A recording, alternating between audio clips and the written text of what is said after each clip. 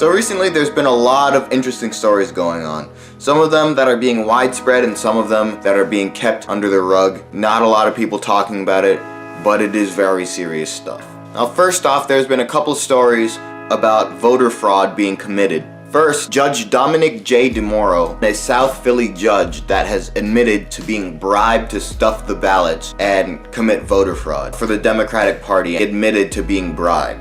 Yet, this isn't a story that has been going around lately. A couple other instances of mail-in voting fraud has already been committed as well for these smaller elections. There have been reports of people who received a ballot but never filled it in, never actually sent in their vote. But regardless of all that, they still see their names among people who have actually voted, even though they haven't. There have been reports of a couple family members that have apparently sent in their vote even though they claim that they never even filled out a ballot. For instance, there's one case where a vote has been sent in Paterson, New Jersey, and the family member who found this out exclaimed that their relative has been in Florida for the past few months, so it's impossible for her to have sent in this vote. There have also been claims that dead relatives have been apparently voting Democrat as well. Lists that are dirty. We just sued today in North Carolina.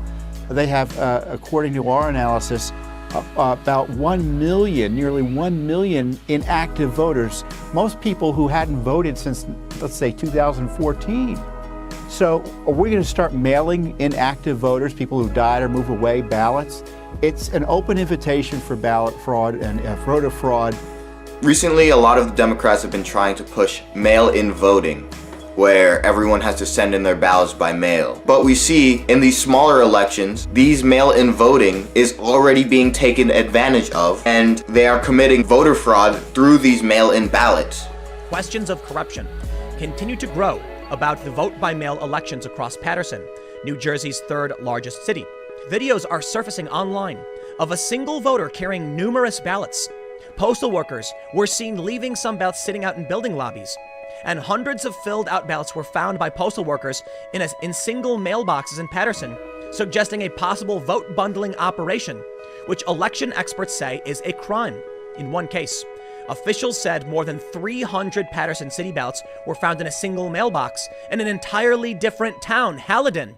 In other news, a very tragic turn of events have happened. I'm sure you all know what I'm referring to. But there have been reports of random bricks popping up. These random pile of bricks where construction isn't even happening, showing up at these sites where protests are supposed to happen, just showing up out of the blue. Obviously as bait for people to use them to turn protests violent. This right here? Yeah, they put them This the setup. Hey, where do them bricks go to? Where do the This bricks is go setup. to? Listen, I did jury duty 3 months ago. Y'all don't keep no bricks right there.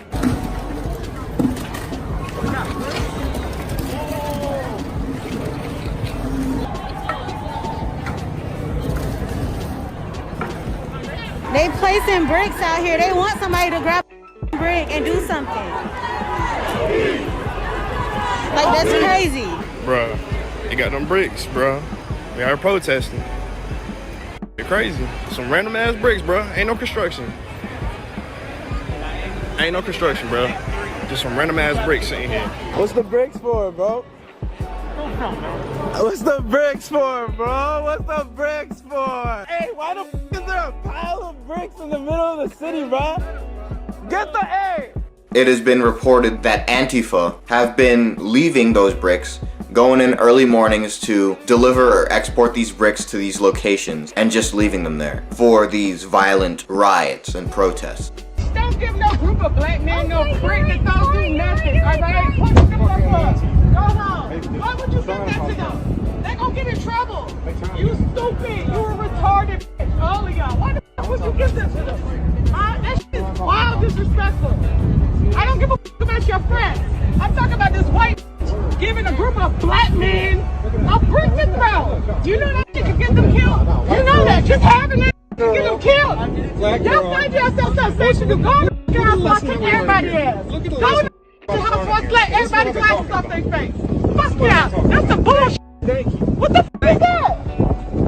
They're just sitting there waiting to give somebody a brick. A black man to walk by so you can hand them a brick. There are a couple things I could say about this incident, but for the most part, I do believe it's acting as a smokescreen of sorts, and I'll explain why. First off, these violent riots and looting aren't really doing much to help race relations in the first place. Similar events transpired 30 years ago with Rodney King, so we can see these events have remained somewhat stagnant over the years. It's been doing a lot more harm than good, damaging these small businesses, burning down a lot of buildings, all because the black community is supposedly outraged over this George Floyd incident. But from what we see, a lot of the mazel tovs and bricks that are being thrown weren't even prepared by the black community. It was prepared by the Antifa, meaning that the black people weren't originally intending to be that violent in the first place, and it's being instigated by someone else to look like the black people, the black community is being violent. The empty threat that's happening here is that the black people are being violent and they're gonna come to the suburbs and they're starting to make their way into other cities. But it was never the protesters that are protesting about George Floyd that have been doing this.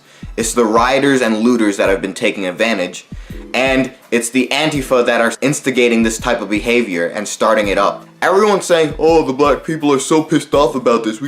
It wasn't the black community that started this violence. A lot of the rioters and looters are shown to be very young people, very young, malleable, and dumb people who are easily influenced. It's possible that within these riots, there are a bunch of sheep. They're using shill. What that means is somebody starts, say, throwing bricks, and then everyone else, they're like, oh, people are throwing bricks. I guess that's what we're doing to protest, and they pick up a brick. They didn't initially come there to throw bricks in the first place, but this is what it's turned into now, because you have these people laying these bricks there. Once one person starts throwing, everyone starts throwing. That's what the group wants to do. The African community was never willing to be this violent. It's the young, malleable people that are following in the footsteps of whoever starts throwing the bricks first, and then it snowballs and turns into a large, violent riot. Who leaves bricks where there's no construction? Something's going on, and something is trying to make the African Americans look more angry, more violent than they actually are. I'm not saying that this whole thing is fake. What happened was an absolute tragedy, and a real murder occurred, and people should be rightfully angry. But the anger that people are feeling over George Floyd is shown in these protests, the peaceful ones, not these riots and looters. Most of them are just taking advantage over this event as an excuse to start looting. Nobody's like, oh, justice for George Floyd, I'm gonna go steal this Lego set and 72-inch flat screen TV. They're trying to make it appear as if the people who cared about George Floyd are being violent. That is the empty threat. Like we've been saying for the past couple weeks, this is the tactic that is being used over and over and over again to try to get people scared or afraid to go outside because of these empty threats. There's this website that's being used called Unicast. What that does is it grades how well people are social distancing, how well each county is staying away, staying indoors, or what have you. And our area is ranked F, which means basically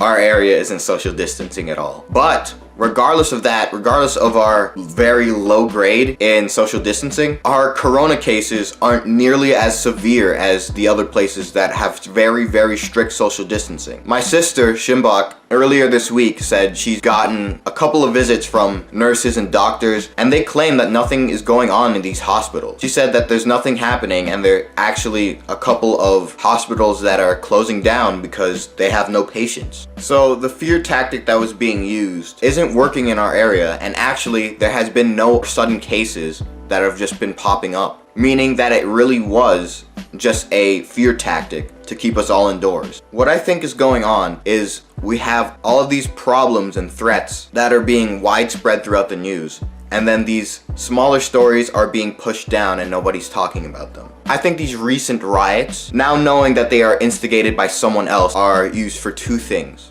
One, they're used to distract everyone from the real news, the real important news that is going on in America, like how AG Bill Barr is closing down on the Clinton Foundation and how Trump is making the moves to really remove the Obama era officials from office. Nobody's talking about that. Nobody's talking about how all this voter fraud is being committed blatantly. It's out in the blue. They are using these mail-in ballots to commit voter fraud in favor of the Democrat. But what I think is really happening is because it is easier to commit voter fraud on a wide scale with these mail-in ballots. I believe that they have been using these empty threats and these fear tactics, this COVID and now these riots. They are fearing people to stay indoors because it's dangerous outside nowadays, so that now that they have people staying indoors, they can push these mail-in ballots. They can supposedly say that now it's been proven that it's not safe to go outside. Now you have these riots and now you have this sickness, so you don't even have to go out to vote anymore since it's very scary out there. You can just fill in a ballot and mail it in and we'll count your vote through mail.